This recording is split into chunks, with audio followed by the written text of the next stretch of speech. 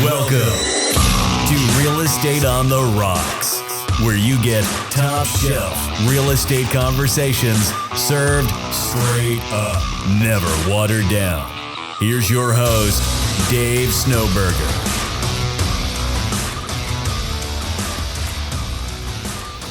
Welcome back to Real Estate on the Rocks, top shelf conversations served straight up, never watered down. I'm your host today, Marshall Tucker, joined with Alicia Taco Hooper and James Mendez. What's going on? Dave Snowberger is in Houston today on business, so while the cat's away, the mice will play.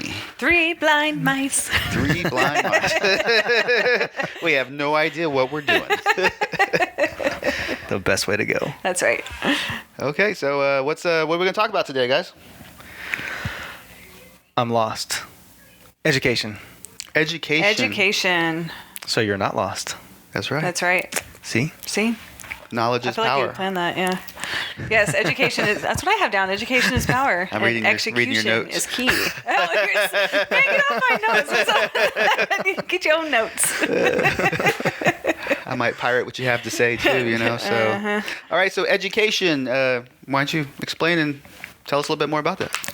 So not every brokerage has a defined training program. Some do, some don't. It really is closely broken down by the organization and the leaders who created it.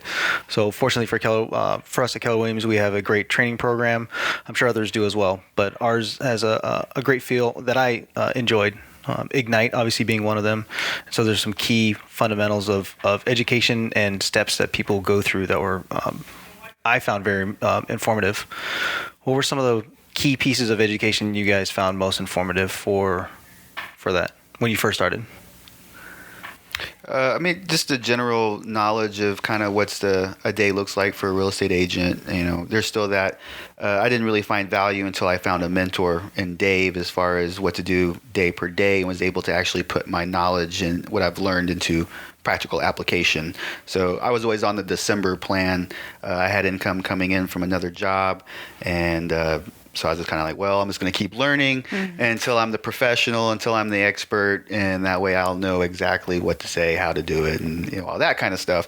Meanwhile, you know that the real experience is experience while you're working on the job. That's where your real experience comes in, and you can read all day long in a book per se how to ride a bike, but until you fall off that bike and get back on many times, you're not going to get that real world experience. That's right. And you know that every transaction is different, and you're ever learning in this industry, that's for sure.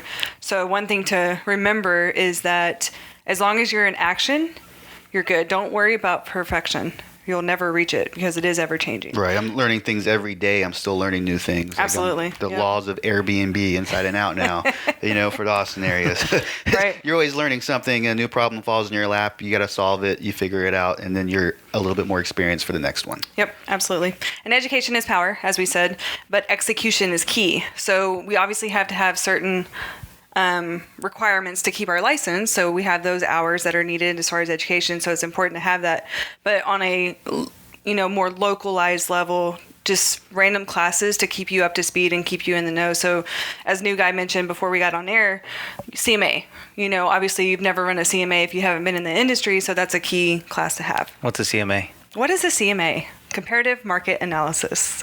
So when you are either preparing a listing or working with a buyer before you put in an offer, you definitely want to run those CMAs to make sure that you're getting the best for whatever party. Can you do like a quick rundown of what you do how you kind of, prepare one or get the information for your CMA to give your client? Yeah, sure.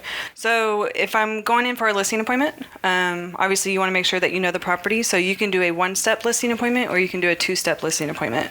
So one step means that you're doing your research and everything, and you're going to the table with all information and signing paperwork that day. Two-step means that you're going to interview the seller, and if it's a unique property or whatever's going on, then you're going to quote-unquote research the property on site, get all your information, go back, and then prepare your CMA, and then you go back to sign the paperwork and set a price. So when you're researching for that price, you want to do a mile radius, and you want comps that relate to the property. So as far as square footage, number of bedrooms, the year, and the land. There's more to it, but this is just a quick breakdown.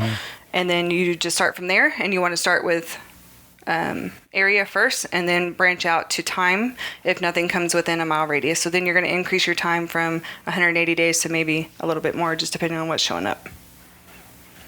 Does that make sense? Yeah, Okay. it does. I was a little lost on my first one. They're like, Yeah. oh yeah, just compare the prices for the area. I was like, is that a button on there? Like, It's all in how you interpret and read the data as well. So Yeah. there's, 4 or 5 years into this now, I still do a CMA. I still turn around to Dave. I still give it to him so he can eyeball. He'll do one. He'll turn around and give it to me so I can eyeball it. Yeah, for sure. And it just helps to have a couple of people's opinion both kind of arrive at the same number. Right. yeah, Absolutely. I learned pretty quickly, like, always have somebody take a look, because I was not very confident in my numbers, although I'm pretty analytical. It and, looks like, I can good. dive into it. Yeah, The soup looks edible, but like because you want to sometimes you want to prove, or you think you might want to prove that price is correct, or maybe it's wrong and you're trying to get a better value, but you're kind of coming in with preconceived ideas, which is definitely not the way to go. But just lay everything out, lay the numbers out, square footage and prices in the area, Right. and then hand it off to somebody else. Don't tell. Well, I found the best way is ask somebody else to quickly run the numbers, and then see what they come up with. Because most people who've been in for a little while can run rough numbers pretty quick. So if your detailed information matches their rough numbers, Right. because a lot of them know the area as well, then you're probably pretty close to where you should be. Yeah, that's exactly what I did in the beginning too, is say, hey, can you run some comps on this property and let me know what you come up with?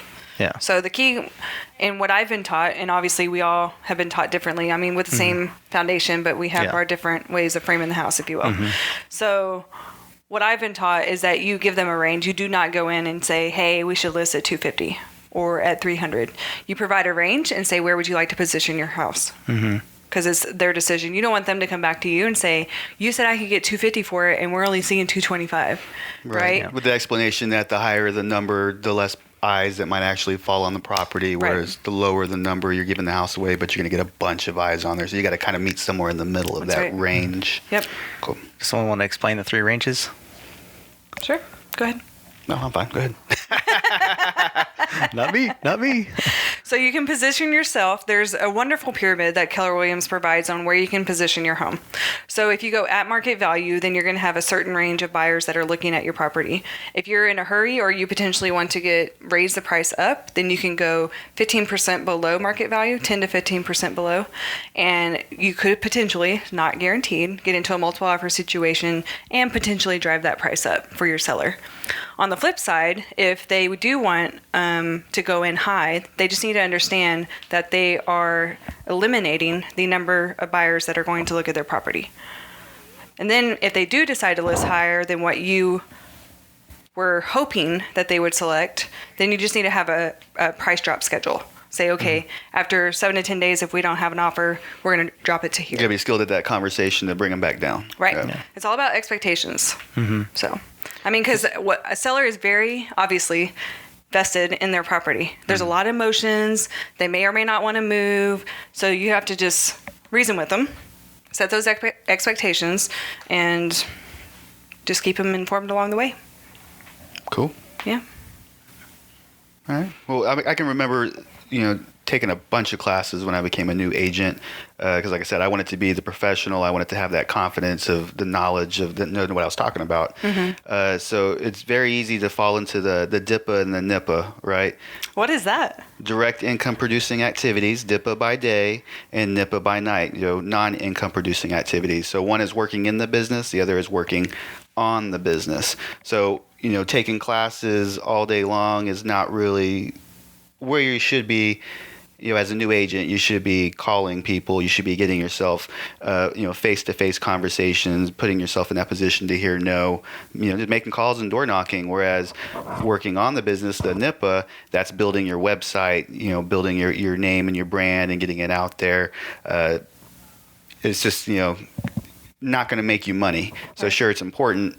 Education is very important. It's not going to make you the money that you want. Right. So you should work on those kind of things whenever all your clients are asleep. That's right. And then during the daytime be working on the things that are actually going to bring you money.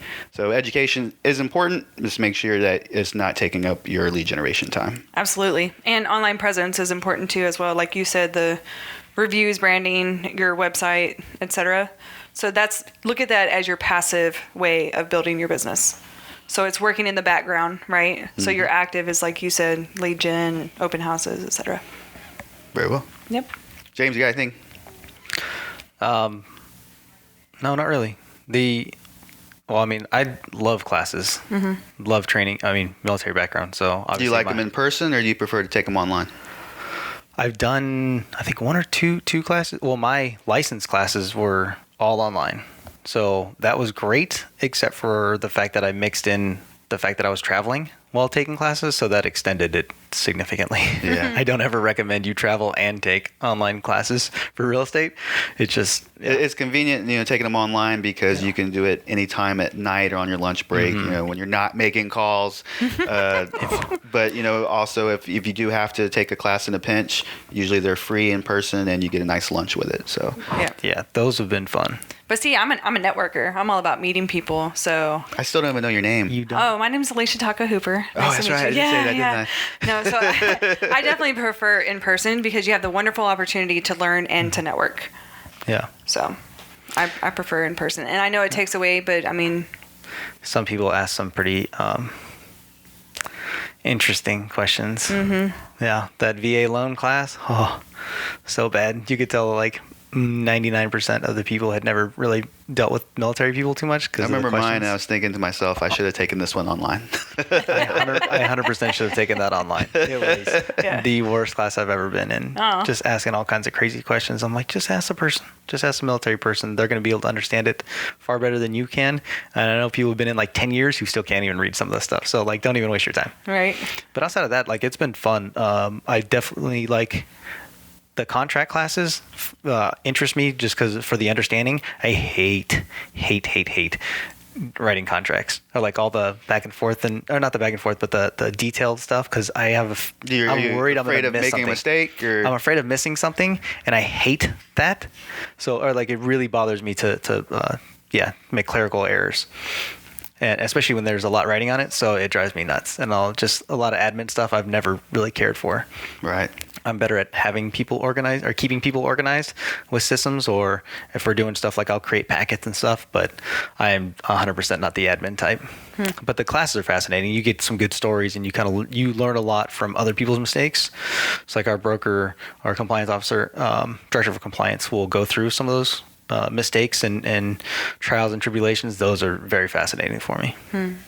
So those I would 100% recommend people go into those classes and legal update and things like that give you not only the material but also the experience from the stories of people's experiences. For sure. I'm a big fan of designations too. So I have my ABR, which is accredited buyer's representation, and my SRS, which is the seller side, and then GRI. So TREC requires you, like I said earlier, to have certain education. So you might as well tap into the ones that are TREC approved, right? I totally support the CNE. Do what? CNE. Yes, I totally support that. Absolutely. From whether it's your title rep or your lender or your brokerage. Which is certified negotiation expert class designation. Yes. So. But just tapping into those designations just help set you apart. Which ones have you learned the most from? GRI was by far my favorite, and I think every new agent should take the GRI. You think it benefit them from the beginning? Absolutely. I mean, I'm starting my third year, and I can't tell you how much. I just recently took it, and I learned so much. Yeah. For sure. Writing that down. I need to take that class. I mean, it's pricey, and it's a commitment because it's a total of 12 classes. So you have 3 blocks with 4 sessions each. So it's a time commitment and it's a money commitment, but it is totally worth it. And like I said, it will set you apart. They shared a statistic that I think it's either 10 or 15% of realtors have their GRI. So you're in a small pool. Interesting. Yeah, I've been meaning to do it. Just got to put some time aside. So. Yeah, I highly recommend it for sure. Awesome. Do you have any other training that you want to get done, or like two-part question. Yeah. Classes, training type of event or certification or something that you want to do, haven't done yet, and also some like maintenance kind of trainings that you like to hit as often as possible. Obviously, you can't maybe hit them every day or every time they come around, but what are some good concurrent ones that you can start right away, and then they're just good maintenance kind of classes for both of you? Yeah, I got my eye on the broker's license, so that's going to require a lot more classes, and it might take me a little bit longer to achieve, but that's definitely something I have my eye on. As far as classes that come around every so often, Bold, I've taken Bold about 3 times now, which is a Keller Williams class. Well, not really necessarily pigeonholed to Keller Williams. Anybody can take it, but predominantly Keller Williams. Mm-hmm. What's Bold? Bold. It's a nice, good class where you go in there and learn how to design your life and your business and get a plan going and to make that leap. I'm sure it stands for something. I don't Business know. Objective, a life by design. Life by design. The guy knows. It's I took it. It was. It's for a fresher in his head, yeah. Yeah, so. Impactful. And I found that people, like for me, don't necessarily get high productivity out of it. People tend to get what they need most. Like I needed more mindset and some productivity and some other stuff to kind of refocus. That motivation that they pour in you. Yeah, and just I think the framing of it was really good. Production comes out of it too, because I mean, as we all know, real estate is a 90-day business, right? So we're working today. We're not gonna see the results until 90 days out, right? That's what they train us. Yeah. So with Bold, like my Q4 was and I took Bold in July. Is that when we took it? Yeah. And my Q4 was my best quarter. Yeah. So. My Q4 was, it was better. Yeah. See. It boosted up. Well, when I joined Dave Snowberger's School of Hard Knocks, my business went through the roof. Way to go, Snow. I got Bold.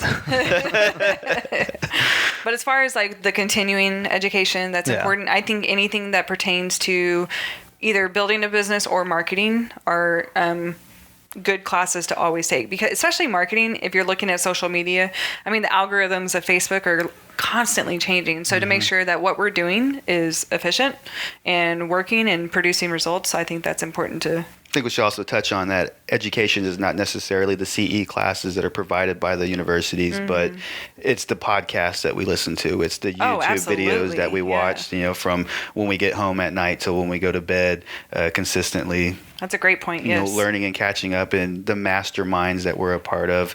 I think those are very educational and not necessarily a designation or a class, but you get a lot from those. Yeah. Starting the morning off, one of the guys in our Bold class was mentioning, we were talking about mindset and your presence and how you come off to people.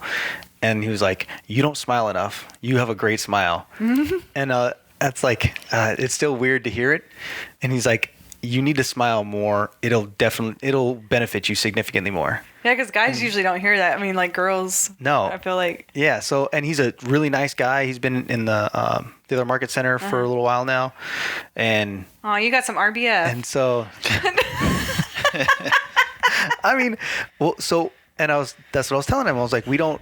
In the military, like you're not running around smiling at everybody. Like, yeah. What's this guy up to? You're not even allowed to smile. Are you allowed to smile in uniform?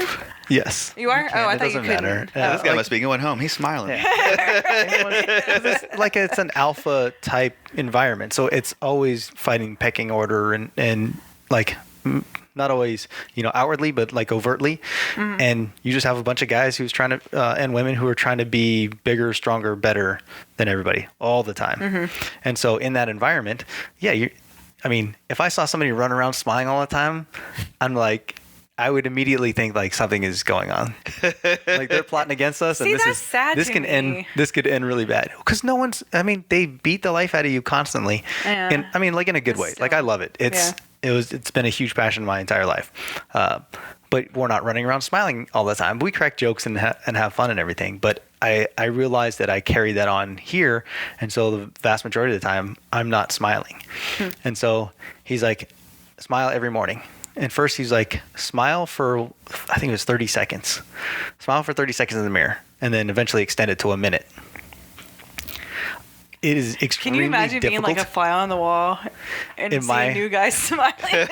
Oh my God. Well, So one thing I don't want to segue your story, but one thing No. we used to do is, we walk to get coffee or walk here or walk there, and we had passed several people every day, on our day-to-day activities. So I just started saying, hi. People would pass by, hey, how you doing? Hey, what's up? Mm-hmm. And they kind of look at you at first, kind of startled, like, oh, someone's talking to me. And what do they want? And, oh, he just said hi. Yeah. And, you really didn't get too much out of them. And then the next time you see them and you walk past them, you're like, hey, what's up? And then it's like, oh, hi. And the next time you go past them, like, hey, what's going on, man? You're like, whoa, creep. Back up, man. What's going on? But, it's just getting yourself in that mindset mentality. So now when I go in there and we're in a restaurant and the server comes up, I'm like, hey, what's going on? How are you doing? They're like, whoa, wait a minute, what's this guy want? You just being friendly, and it makes a big impression on people because people don't normally act that way anymore. I know. It's The sad. holding the doors open for people, just helping people when you see that they need help. That's right. Yeah. yeah, it changes so much. So I went through the process of smiling, and then he's like, now smile without showing teeth because that's creepy if you're constantly smiling with teeth. Like, for every situation. I was like, all right, true story. So so then I did it without teeth, and then he's like, okay, well now you need to do 3 positive affirmations. So I read them, and he sent 3 to me that he just made up. He doesn't even know how or where he got them from, but they worked. And so reading those, it felt kind of good. And then I wrote them, and I was like, oh, that doesn't feel that good. No, because there's no emotion in writing. Yeah. Well, and then saying them out loud did not feel as good. It didn't feel great. Like reading it, it felt like somebody was saying it to me, and that felt good. Me saying it about me did not. What were your affirmations so the rest of us can learn? Oh, man. You don't have memorized? Maybe It's, I Come on, new guy. there's I kinda millions of people I listening slacked to off. us. I know. It's what was it? Oh man, you're gonna have to make me geez. scroll. I'll say, let me You look. called me on bold. I know, right? I'll look that up. And Well, then- while you're looking that up, is there anything else that you'd like to say about education, Marshall? Not at this point, other than, education is never going to end or stop. You're always going to be in that pursuit to learn more. The laws and rules are always changing. Every case is different, like a snowflake. So continuously get in there and learn, whether it's reading audio books instead of listening to music on a drive, hitting some classes at nighttime instead of watching TV, and just generally being around to mastermind with people because, hey, that's where we learn. Love it. Absolutely. Did you find him? Yes, I did. Okay. I All right. am good enough. So before- people love me. Oh man. It's okay that I'm new. Yeah. So, like nothing. Like it's funny though, because things don't bother me. Like people will like throw punches and like verbally, obviously not physically. No one's done Dress that you up like a girl for our New Year's video. Oh my god! If you guys get a chance to see Well, he is wearing Marshall's pink. stupid little video, hey, actually, a lot of people compliment my color palette for You know, clothes. Thank pink you very used to much. be a masculine color back in the day. I support it. Yeah. I think it looks great. Thank you. I was just tapping Blue into was the. a feminine color, pink was a masculine color, and somewhere Is this along true the story? way, yeah, it flip flopped. Look up Google Macy's Okay. and how they're responsible for it. Interesting. I wouldn't trust him. Anytime somebody says Google, I'm like, nope. Yeah. I found it on a very reliable website on Wikipedia.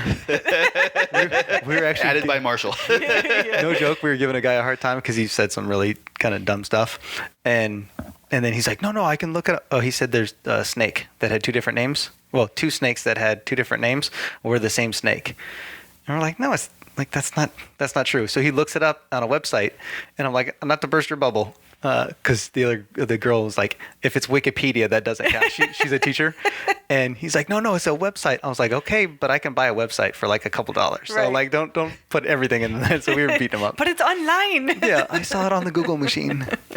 Google machine. No. But back to the affirmations and stuff.